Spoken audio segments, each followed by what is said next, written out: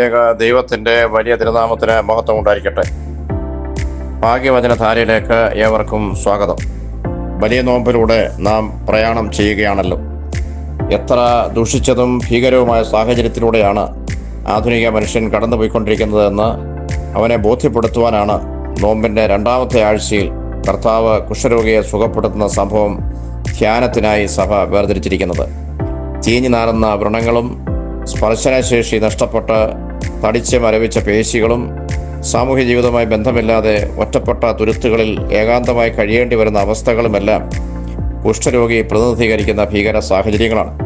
ആധുനിക കാലത്ത് ജീവിക്കുന്ന നാം ശരീരത്തിൽ കുഷ്ഠമില്ല എന്നും സമൂഹത്തിൽ നിന്ന് കുഷ്ഠമെന്ന മഹാവിപത്ത് ഒരു പരിധിവരെ തുടച്ചു മാറ്റുവാൻ വൈദ്യശാസ്ത്രത്തിന് കഴിഞ്ഞിരിക്കുന്നുവെന്നും ഒക്കെ അഭിമാനിക്കുന്നവരാണ്. എന്നാൽ മനുഷ്യ മനസ്സുകളിലെ ചീഞ്ഞു നാറുന്ന വൈകൃതങ്ങളും ആർദ്രതയില്ലാത്ത ക്രൂരതകളും സ്വാർത്ഥതയുടെ രാക്ഷസീയ ഭാവങ്ങളും മുമ്പെങ്ങും കണ്ടിട്ടില്ലാത്ത വിധം സമൂഹത്തെ കാർന്നു തിന്നുന്ന രോഗാവസ്ഥയായി വളർന്നു കഴിഞ്ഞിരിക്കുന്നു. പഴയ നിയമത്തിൽ യഹോവയായ ദൈവത്തിൽ വിശ്വാസമില്ലാത്ത പുറജാതിക്കാരനായ സേനാനായകൻ നയമാന്റെ കുഷ്ഠം പരിപൂർണമായി മാറുന്നതും ദൈവവിശ്വാസിയും പ്രവാചക ശിഷ്യനുമായ ഗേഹാസിക്കും അവന്റെ സന്തതി പരമ്പരയ്ക്കും കുഷ്ഠം കൊണ്ട് നിറയുന്നതുമായൊരു സംഭവം നാം വായിക്കുന്നുണ്ടല്ലോ. 2 രാജാക്കന്മാർ 5-ാം അധ്യായം 1 മുതൽ 27 വരെയുള്ള ഭാഗത്താണ് ഈ സംഭവം വിവരിക്കുന്നത്. ആരാം രാജാവിൻ്റെ സേനാധിപതി ആയിരുന്ന നയമാന്റെ കുഷ്ഠം യഹോവയുടെ പ്രവാചകനായ ഏലീശ ദീർഘദർശി പരിപൂർണമായി സുഖപ്പെടുത്തുന്നു. സൗഖ്യം ലഭിച്ച നയമാൻ പ്രവാചകൻ നൽകുവാൻ കൊണ്ടുവന്ന വിലയേറിയ സമ്മാനങ്ങൾ അദ്ദേഹം നിരസിക്കുന്നു.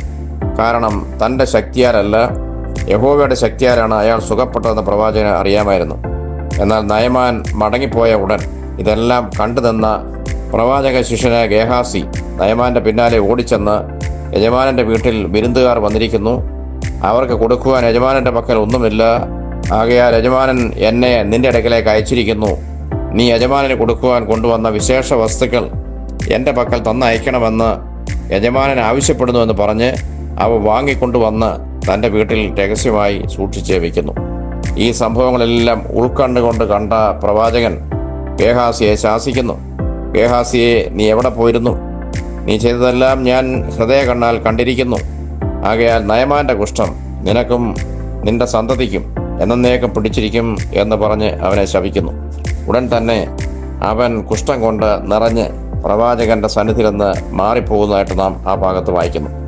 ഈ സംഭവത്തിൽ മനസ്സിലാക്കേണ്ടതായ ചില കുഷ്ഠ സാഹചര്യങ്ങളെ നമ്മൾ ഈ ദിവസവുമായി ചേർത്ത് വായിക്കുന്നത് നല്ലതായിരിക്കും. ഒന്ന്, ഗുരുവിനോട് ചേർന്ന് നടക്കുന്ന ശിഷ്യൻ ഗുരുവിൻ്റെ സ്വഭാവം തന്നെ പിന്തുടരുവാൻ ബാധ്യസ്ഥനാണ്. അതിൽ നിന്ന് വ്യതിചലിച്ചത് അവന് കുഷ്ഠത്തിന് കാരണമായി. ഗുരുവിൻ്റെ ഭാവത്തിന് വിരുദ്ധമായ എല്ലാ നടപ്പും കുഷ്ഠത്തിന് കാരണമാണ് എന്ന് നാം തിരിച്ചറിയണം. ഓരോ ക്രിസ്ത്യാനിയും ക്രിസ്തുവിൻ്റെ സ്വഭാവത്തോട് എത്രമാത്രം ഏകീഭവിച്ചാണ് നടക്കുന്നതെന്ന് ഈ നോമ്പിൽ സ്വയം പരിശോധിക്കേണ്ട അവസരമാണ് എന്ന് മനസ്സിലാക്കണം. 2, യജമാനന്റെ പേര് പറഞ്ഞ് സ്വന്തം കാര്യലാഭത്തിനും ലൗകിക പ്രതാപത്തിനുമായി ഗേഹാസി നടത്തിയ വഞ്ചന അവന് കുഷ്ഠത്തിന് കാരണമായി.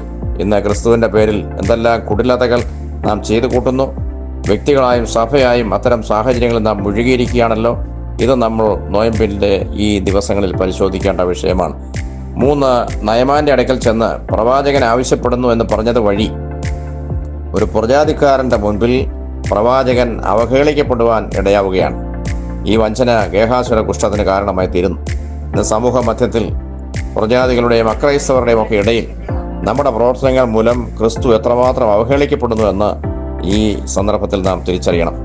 4, എല്ലാം അറിയുന്നവൻ ദൃഷ്ടിയിൽ നിന്ന് ഒന്നും മറച്ചു വയ്ക്കുവാൻ കഴിയുന്നില്ല എന്ന് പ്രവാചക ശിഷ്യനായിരുന്നിട്ട് പോലും ഗേഹാസി തിരിച്ചറിയാതിരുന്നത് അവൻ്റെ കുഷ്ഠത്തിന് കാരണമായി. നാമും ഇതുപോലെ ദൈവം ഒന്നും കാണുന്നില്ല, അറിയുന്നില്ല എന്ന് കരുതി ചെയ്തു കൂട്ടുന്ന വഞ്ചനകളും കുടിലതകളും എല്ലാം എത്രമാത്രം ഭീകരമായി നമുക്ക് കുഷ്ഠ സാഹചര്യങ്ങളെ നൽകുന്നു എന്ന് മനസ്സിലാക്കണം. 5, ഏറ്റവും ഒടുവിൽ അവൻ എന്നേക്കുമായി പ്രവാചക സന്നിധിയിൽ നിന്നും തൻ്റെ പദവിയിൽ നിന്നും തള്ളപ്പെട്ടവനായി മാറ്റപ്പെടുന്നതായിട്ട് നമ്മൾ കാണുന്നു. ഇത് കുഷ്ഠരോഗത്തിൻ്റെ ഏറ്റവും വേദനാജനകമായ അനന്തര ഫലവും ആണ്. ഈ നോയമ്പിൻ്റെ കാലഘട്ടത്തിൽ ഞാനും നിങ്ങളും നമ്മുടെ മനസാക്ഷിയോട് ചോദിക്കേണ്ട ചോദ്യങ്ങളാണ് ഇവ. നമുക്ക് കുഷ്ഠമുണ്ടോ ഇല്ലയോ എന്ന് ശോധന ചെയ്ത് നാം കുഷ്ഠ സാഹചര്യങ്ങളിൽ പരിപൂർണമായി മുഴുകിക്കിടക്കുകയാണ് എന്ന് തിരിച്ചറിഞ്ഞ് അങ്ങനെയുള്ള സാഹചര്യങ്ങളിൽ നിന്ന് പുറപ്പെട്ടു വരുവാൻ നമുക്ക് പരിശ്രമിക്കാം. അതിന് ദൈവം നമ്മെ സഹായിക്കട്ടെ എന്ന് പ്രാർത്ഥിക്കുന്നു. ദൈവം എല്ലാവരെയും അനുഗ്രഹിക്കട്ടെ.